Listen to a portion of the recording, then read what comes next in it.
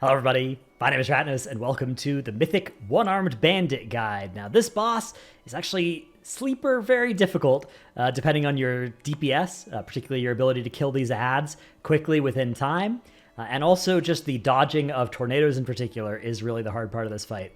So let's see it from the top here. We're using liquid weak auras and an interrupt weak aura, which I think almost everybody has one of these at this point, right? Where it just you can put a this is just the general interrupt one where you just do a marker, an NPC, a spell ID, and the kick order on it, and you can do that for every boss fight with the same weak aura.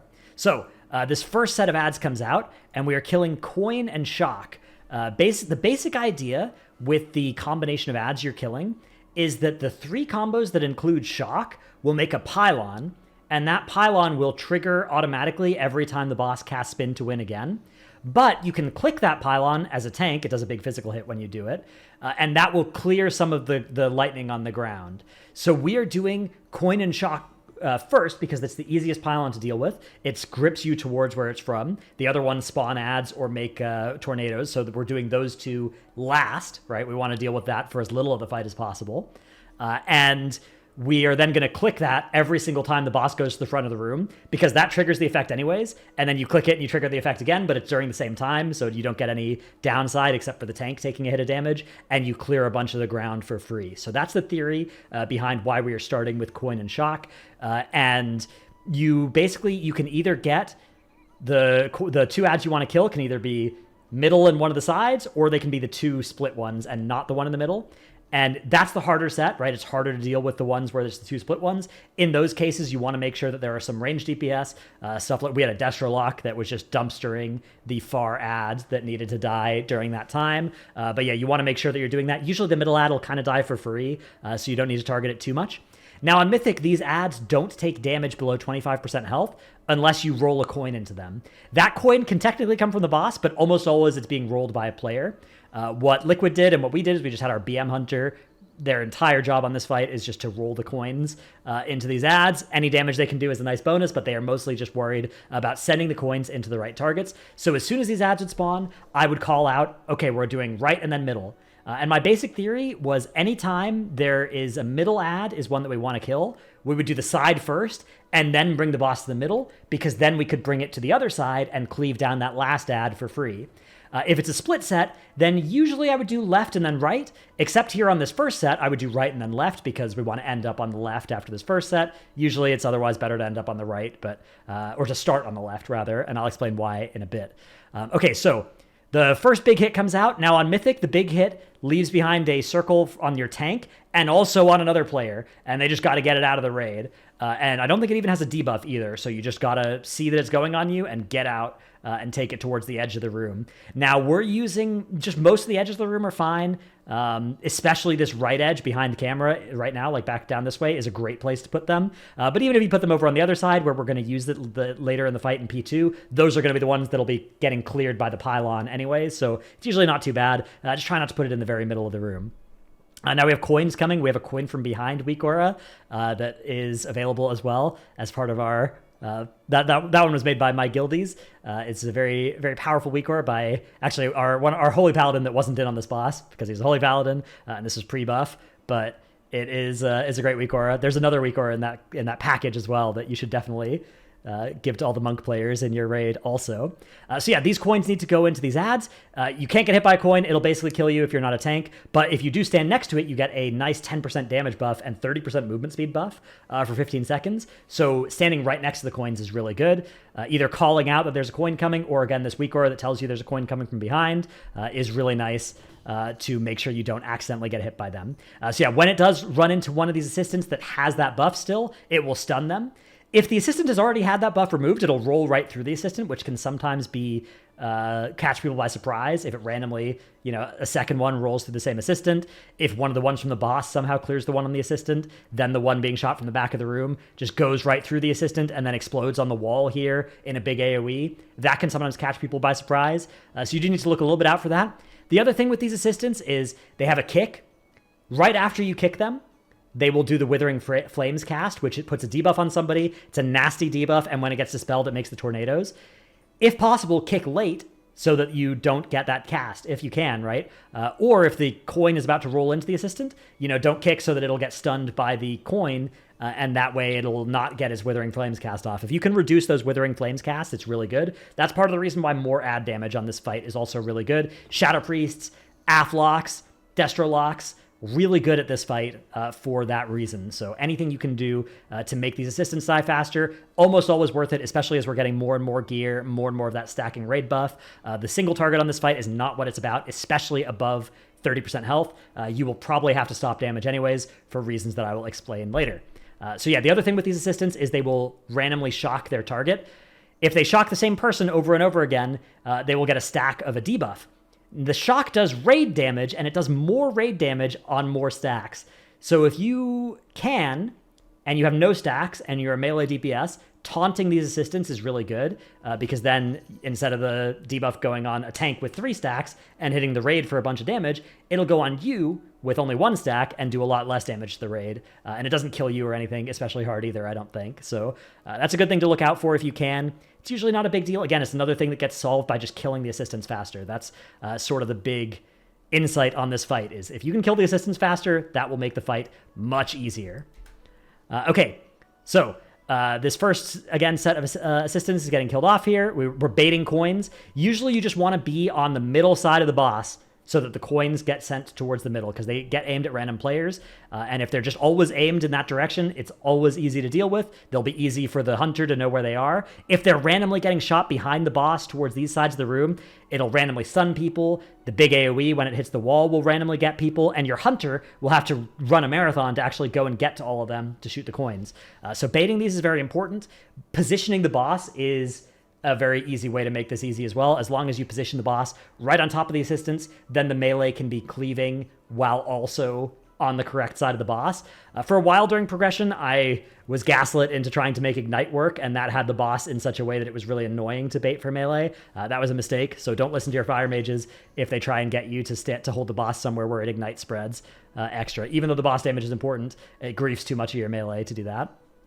Okay, so next big hit's coming out here. You can see I'm just kind of dragging the boss towards... the middle ad is the next one that needs to die for the deposit, but I'm just bringing it towards this third ad, which is where it needs to go. Big hit coming on me. As soon as it starts this cast, it's not moving anymore, and I just want to take this nice and safe over here. It does a lot of damage. Ardent Defender, I'm not going to die, right? So even though my health goes really low there, I have Ardent Defender. It's not something I'm actually worried about killing me. And then we can just kill off this last ad sort of at our leisure. Now, you do need to deposit into the boss here, so let me show you a way that you can see that. The boss actually has a debuff, and all of the ads have a debuff as well, and you can show it on nameplates if you want as well. And if this debuff reaches 0 seconds, it's a wipe. The boss will enrage. So you need to deposit both of your tokens by that spot. What we ended up doing is we just always had our tank, the other tank, because he always has the boss during this spot, deposit the second token, and whoever picked up the first token would just insta-deposit it. And the tank would just always hold one of the 2 tokens and deposit it last second. You do want to deposit at consistent timings, otherwise you'll get weird, fun new spell queuing that you'll discover from pull to pull. So try and always deposit with like 1 second left. That's usually a safe timing for this. Okay, so yeah, here comes the first reward. This is the coin and shock reward. Now, when this cast finishes, it will place a pylon on the tank. And that pylon goes to the circle world marker that is currently behind my camera here. So let me, whoop. There's a circle world marker that's back over here. And that is where you need to take this this pylon. So the tank that is holding the boss right now is a warrior, and he always heroic leaps before this cast finishes so that it will spawn that pylon right there, because it's always on the tank. And you really want that to be in a consistent position. You really want it to be on circle if you're using this strat, because then everybody will always know that when the grips are happening, you're getting gripped towards circle. And then right as soon as it spawns, it will immediately start doing that grip as well. We've got some coin baits. We've got some fire tornadoes that are also needing to get dodged right now. And again, if these fire tornadoes hit you, it's probably going to kill you. It's not exactly a one-shot or anything, but it's probably going to kill you. Now, clicking the pylons is my job always, and it will trigger the pylon effect again. It will do a big hit of physical damage to me, and it will start gripping everybody towards the pylon, but it will clear some of the ground, right? It'll clear, I think, 2 of the ground puddles, which will let us stay with the room being not too polluted. But it grips everybody in, so you don't want to do this too often. But the pylon triggers and grips everybody in during spin to win anyways. So if you do it around this time I did it a little early, so we got a little bit more gripped in than we needed to, but nothing else is happening, so it doesn't matter. You basically get to clear the ground for free. So that's why the strat is the way that it is. Now in this set, we are doing coin and bomb, which is left and right. This is also a set. It's 1 minute and 11 seconds into the fight. This is one of the sets where you have the least cooldowns typically, so you need to hyper focus on switching to these ads, especially the far ad. If it's a split set like this, especially this far ad, you just need to have a couple of ranged people hard focus on killing that. You can see there's even a shadow crash going over there. One shadow crash going here. One is actually going at that ad. It's that important, even though there's 2 targets here to kill that ad. So yeah, we're killing bomb. We're rolling a coin to it from behind. I'm getting my nice 15-second buff. We are killing this ad. Ranged are killing that ad. And I don't want to move the boss away from it too early, so here comes a big hit. Now the boss isn't going to move anymore, and I just am living this big hit, taking it nice and over to the side, and then coming back at the boss. 8 seconds left until we need to deposit. This ad needs to die in the next 4 seconds, right? Oh, actually, no, this wasn't a split set. This was left and middle. My bad. So this was a left and middle set because we're doing coin and bomb, right? And this is a shock ad, so this one doesn't actually need to die super fast. But the middle one and the left one did, and so those are dying now. And we deposit. So now this is coin and bomb. This is just going to spawn 5 little ads that for some reason are CC immune. They're littler than the other ads that can get CC'd, but they're CC immune, and they will just fixate on people and run after them. So this is actually a very important sequence here. You want the boss, when it's casting this, to be on either side, either the right or the left, depending on where you started this part and where you ended, right? Usually you want to be kind of moving from one side to the other. So in this spot, we were moving from the left to the right because we got left and middle ads. But even if we got the split set, we would do left first and then right because we're all over on the left because we're all by that pylon anyways. And then we would come over here, and the tank right before this reward is just kind of bringing the boss into the wall a little bit, and that's going to spawn all the ads nice and stacked up right there. Now we have coins being baited, and you want to bait these coins towards the outside of the room this time, not towards the dead center of the room. So everybody in the raid is kind of standing on the, behind to the rightish of the boss. These are fine, right? You don't want a line going like this, but going like this is totally fine. And then your goal is to just get to the left of these lines, and then we're going to just kite back into the left. We're going to curve back into the left as we run away from these fixate ads. Subtlety Rogue, Windwalker Monk, blow these up. We only have one of each of those. So especially if they're fixated, like our Windwalker is fixated right now, he's not going to be able to blow them up very much. So these are going to live for a decent amount of time. And we're just dodging here. The problem, you have to watch out because this coin is about to stop and do a big circle here. So if you're just running backwards, you're going to run into this. That's why you're getting to the side of the lines, and then you're curving your kite away, right? And nobody's actually going to stand in and get killed by that AoE.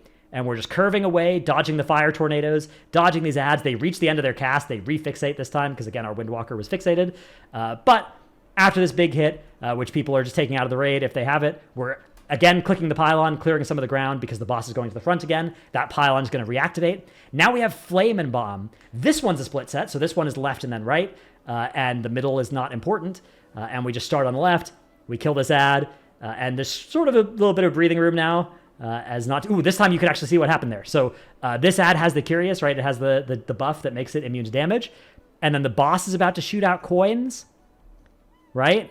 And this coin that the boss shoots out actually hit the ad and stunned it. So this other coin went through and hits the wall here. And if you're melee and you're not being careful, that can hit you. So you got to be careful of that. Again, big hit. We're just taking those out. I'm trying to take it nice into the cubby here where, it denies the least space possible. Don't stack the big hit puddles where they already are. They have this tech where if you put it on top of another puddle, it will spread out from that, which can be really annoying. So usually you just want to try and put it like next to existing puddles rather than inside them where it will then kind of be pushed out often towards the middle of the room. It's like the midpoint of the puddle will get pushed out until it's no longer in any pre-existing puddle. Again, we're just killing these ads. A few seconds left here on this. And 3 seconds, we're spawning now Flame and Bomb. Now, these ads are pretty easy. It will just spawn 3 of them. They're kind of big. Sometimes one will spawn off to the side. We'll ROP it into the others. Otherwise, we're saving ROP to kind of push them away as they die. These ads can be CC'd.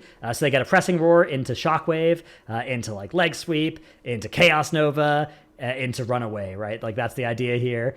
There's Leg Sweep and Chaos Nova, so now they're CC immune, and we're just running away from those ads. I'm clicking the pylon again. Now, as these ads die, they will make a big red circle, and then they will shoot out tornadoes. Throughout this entire fight, anytime tornadoes get shot from somewhere, they will return to that same location. So we have a bunch of tornadoes coming out from the right here, and they are going to then return to the right. But unfortunately, it's flame and coin, so we have to go into the fire this time. It's easier if it's over here, right? If it's the left ad that we want to kill, then we can just kill over on the left and sort of dodge the tornadoes. But this time we have to run into the tornado land. So we're dodging these tornadoes as we're running on top of coin.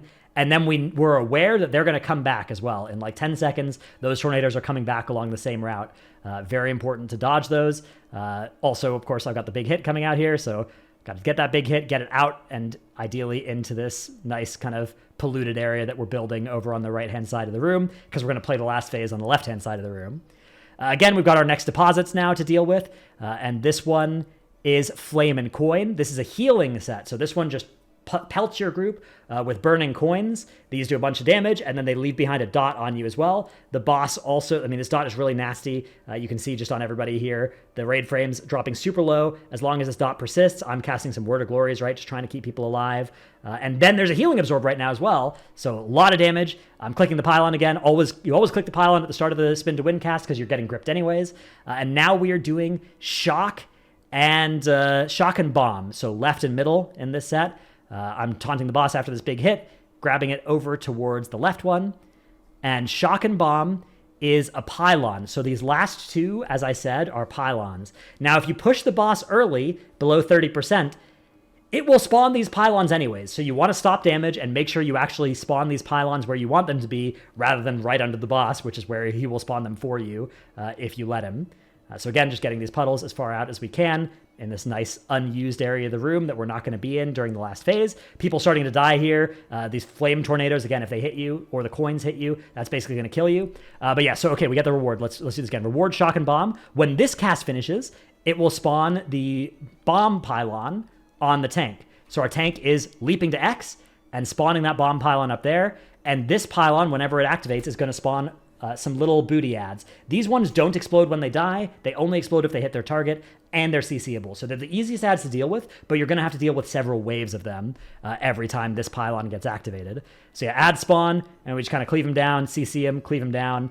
And this initial spawn of them is not too bad, but now the next time the boss casts spin to win, it's going to spawn them as well. So that's why we save it till the end of the fight, so we get as few of those as possible.